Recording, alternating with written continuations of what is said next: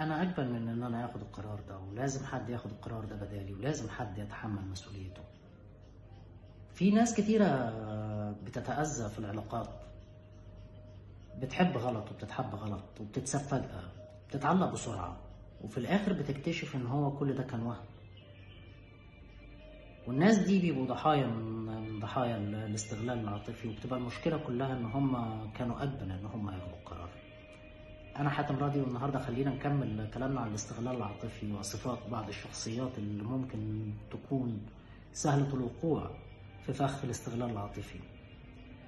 غالبا بيبقى جواهم صفات بتحسس اللي قدامهم انهم سهلين، ناس بتحب ترضي الكل حتى لو ده على حساب راحتهم.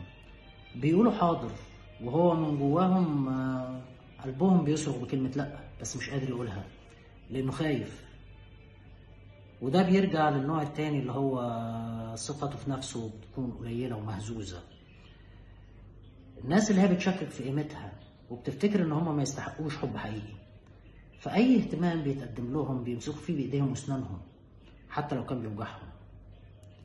وفي اللي اتربوا على الجفاف وعلى البعد، فبيبقى عندهم جوع للحب،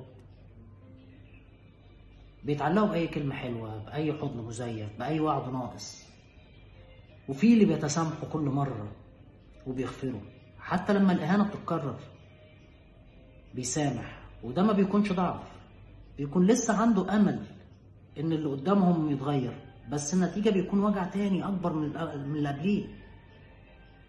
وفي كمان ناس اتربوا في بيوت فيها مشاكل، صوت عالي، إهانات، خناقات، فتعودوا إن ده الطبيعي، وأمنوا بيه لما كبروا ولقوه بيتكرر قدامهم وبيحصل معاهم، لأن هو كانت ثقته بنفسه وشخصيته فعلا بدأت تتلاشى، فهو عايز أي حد يكون ملجأ ليه في الأول وفي الآخر، لأنه بيبقى متخيل إن الهجر أو الوحدة هو أكبر كوابيسه.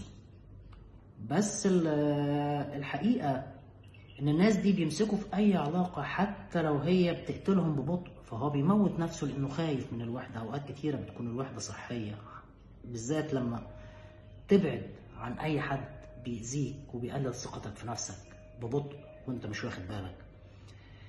وهنا بنرجع نسأل بقى، هي المشكلة فيك ولا فيهم؟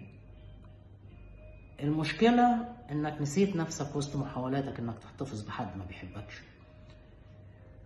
لازم تفوق وتشوف نفسك وتتكلم معاها وتدور جواك، هتلاقي حاجة من زمان قوي، لأن هي معظمها تكون مرتبطة بطفولتنا.